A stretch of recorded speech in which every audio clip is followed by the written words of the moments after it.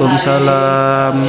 Alhamdulillah baik Pak. Siapa aja yang belum masuk? Yang nggak masuk ada 2 orang Pak. Baik, sebelum Bapak mulai materi yang kita mulai, nama ini kan adalah tentang tajwid ya. Nah, apa sih yang kita ketahui tentang tajwid? Nah, kayak badal, tamkin. Nah, kita kalau misalnya kita mau pelajari tentang tajwid, nah karena kita sudah bahas hukum tentang mempelajari ilmu tajwid dan hukumnya membaca Al-Quran.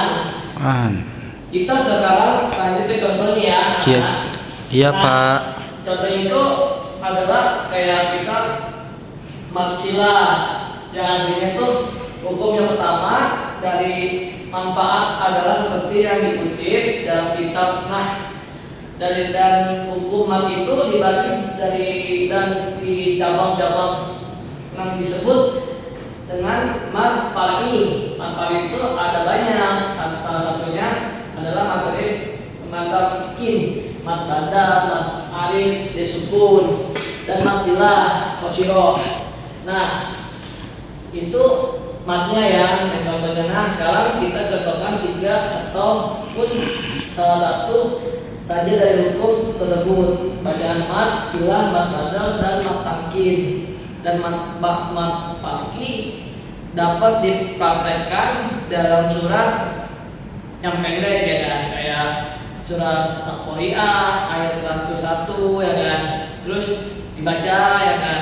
Nah, baik, sebelum kita mulai materi selanjutnya, beberapa cara membaca Al-Quran dengan tartil, yaitu Pak layarnya gedein bisa gak Pak? Digedein ya? Iya. Sebelah kanan titik 3 Pak. Yang atas. Yang sebelah kanan titik 3 tuh pencet. Yaitu presentasi. Oke Pak. Nah, dan sini kan ada banyak nih ya kan, beberapa cara membaca Al-Quran dengan tartil ya, dengan benar, mengeluarkan setiap huruf dengan makhraj, tempat keluarnya huruf yang benar, berhenti pada tempatnya yang benar ya kan. Terus membaca semua halaman itu yang benar, jangan asal aja ya kan, nanti kan sesuai pembacaannya. Dan mengeraskan suara keras juga, tapi jangan terlalu keras juga ya kan. Dan memberikan suara kayak kan, terus kayak membaca dengan sempurna dan jelas seperti tasbih dan matnya. Dan lanjut ke slide selanjutnya.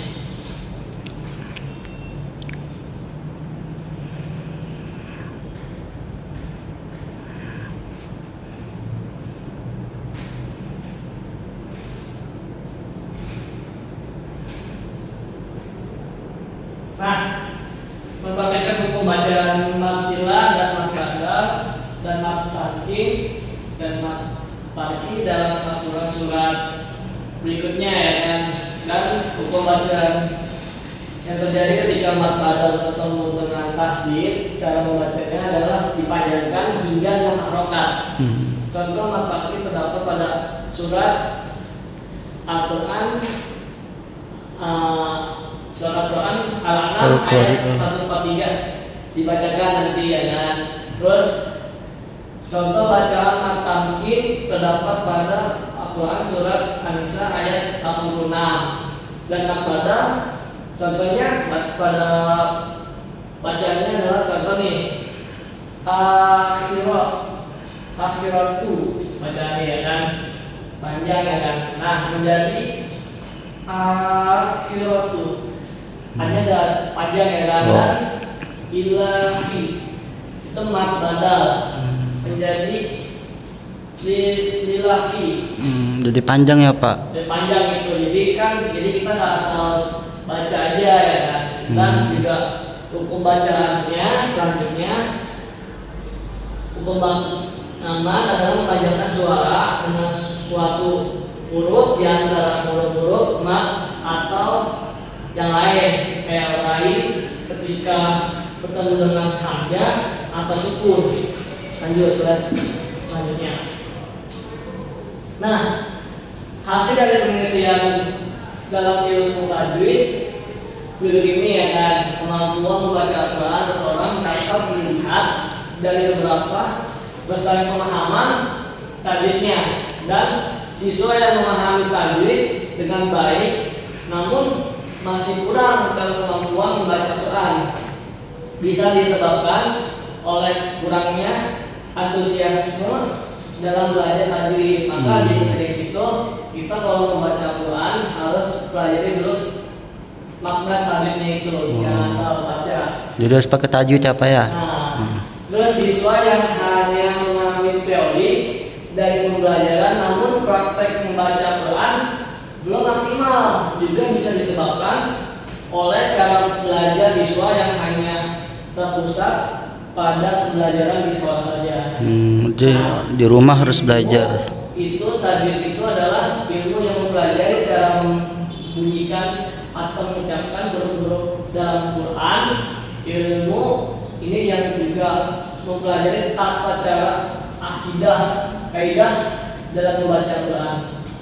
Objek kajian ilmu tajwid yang diajarkan di Indonesia antara lain hukum nun sukun dan tanwin, mim sukun, idgham, qolah, mad. Nah, slide selanjutnya. Nah, terakhir ya, karena ini kesimpulannya adalah kita tentang ilmu tajwid itu yang kita tahu itu ya mempelajari cara membaca Al-Quran dengan baik dan benar. Terus ilmu tajwid itu berfungsi untuk memelihara bacaan Al-Quran dari kesalahan dan perubahan. Ilmu tajwid juga berfungsi dengan lisan, menjaga lisannya dan dari kesalahan membacanya. Hukum mempelajari ilmu tajwid adalah fardu kifayah. Kita tuh wajib buat mempelajari ilmu tajwid itu ya kan. Sebelum kita membaca Quran dengan baik adalah fardu ain. Dan ilmu tajwid itu penting karena menjaga kemuliaan Al-Quran. Dan ilmu tajwid berasal dari kata jawadah, yang berarti mengeluarkan huruf dari tempatnya dengan memberikan sifat yang ada pada setiap hurufnya. Maka kita kalau misalnya kita mau mengeluarkan huruf-huruf itu harus belajar tentang tajwid dan maknanya. Ilmu tajwid itu menjelaskan tentang hukum-hukum dan kaidah-kaidah yang menjadi landasan wajib ketika membaca Al-Quran. Maka kesimpulannya itu kita anak muda harus mempelajari ilmu tajwid sebelum kita baca Quran yang lebih matang. Supaya buat kita pelajaran buat kedepannya, insya Allah makin baik lagi kalau kita bisa mempelajari ilmu tajwidnya. Sekian dari Bapak yang saya sampaikan materi ini. Kalau ada yang kesalahan mohon maaf, dan kalau ada tutur kata yang belum kurang, dan nanti kita belajar lagi minggu depan. Oke, siap Bapak. Assalamualaikum warahmatullahi wabarakatuh. Waalaikumsalam warahmatullahi wabarakatuh.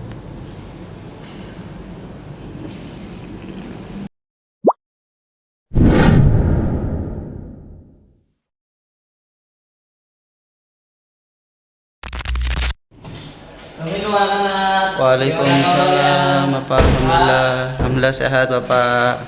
Nah, sekarang kita sebelum mulai pelajaran di hari siang hari ini, Bapak ingin mau tahu dulu dong siapa aja yang belum masuk hari ini?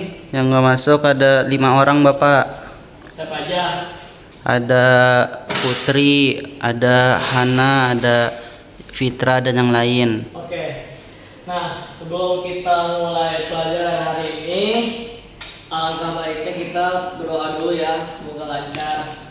Berdoa dipimpin oleh Wahyu.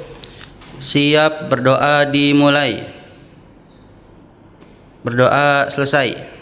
Nah, baik. Kita materi sebelumnya itu apa ya? Kira-kira ada yang tahu belum? Saya tahu Bapak. Apa tuh? Tentang menutup aurat. Oke. Nah, sebelum kita masuk ke materi ini, udah ada yang tahu belum memahami sikap menghormati dan berbakti kepada orang tua dan guru? Belum tahu Bapak. kalau belum tahu, nah pencapaian pendidikan menghormati dan berbakti kepada orang tua dan guru dan menyampaikan ungkapan positif kalimat tasbih dalam kesehariannya serta memahami arti keragaman sebagai sebuah keturunan dari Allah Subhanahu wa taala. Nah, tujuan pembelajaran yang hari ini Bapak sampaikan memahami sikap menghormati dan berbakti kepada orang tua dan guru. Nah, makanya tuh kita sekolah itu harus bisa menghormati guru walaupun orang tua ada di rumah. Setelah orang tua baru guru ya kan. Nah, kita harus menghormati guru terlebih dahulu. Nah, kriteria pencapaian tujuan pembelajaran. Nah, satu tuh kita harus menjelaskan pengertian hormat dan berbakti kepada orang tua ya kan. Terus ciri anak yang hormat dan berbakti kepada orang tua menumbuhkan sikap hormat dan berbakti kepada orang tuanya ya kan. Terus menjelaskan pengertian hormat dan berbakti kepada guru. Nah, kita tuh nggak boleh menginjak sama guru, nggak boleh. Hormat walaupun kita beda umur atau apa ya, kita harus menghormati guru ya kan, karena guru itu lebih tinggi ilmunya daripada kita ya kan. Nah, selanjutnya asesmen di awal pembelajaran yang dilakukan untuk mengetahui kesiapan peserta didik ya kan, untuk mempelajari materi tentang sikap hormat dan berbakti kepada orang tua dan guru. Ya. Untuk mengecek pengetahuannya dan keterampilan peserta belajar tentang sikap hormat dan berbakti kepada orang tua dan guru, juga untuk mengecek sejauh mana pengalaman peserta didik dalam hal pengetahuan dan keterampilan itu. Maka kita itu kalau misalnya mau belajar, niat dari hatinya dulu. Kalau niat dari hatinya kita bisa mengikuti pelajaran itu, insya Allah kita bisa memahami apa yang guru sampaikan masuk ke hati kita ya kan. Nah, langkah-langkah kegiatan pembelajaran. Kegiatan pendahuluan peserta didik menjawab salam pembuka dari guru dilanjutkan dengan pembukaan pembelajaran oleh guru. Peserta didik itu memimpin doa bersama dilanjutkan dengan membaca Al-Quran. Itu wajib ya, sebelum kita belajar, sebelum kita materinya kita mulai, kita baca doa dulu. Terus kita baca Quran biar khusyuk ya kan. Iya. Terus secara bersama-samaan. Nah, pembiasaan yang ditentukan sebelum guru menyampaikan indikator kriteria ketercapaian tujuan pembelajaran. Guru juga harus guru tuh memotivasikan anak didiknya. Nah, maka kita tuh harus bisa motivasi dengan aktif agar terbangun sikap pembelajaran mandiri gitu. Nah, kita harus mendidik anak itu lebih disiplin lagi. Sebelum kita harus bisa kayak bermotivasi itu dengan peserta didik itu, kita harus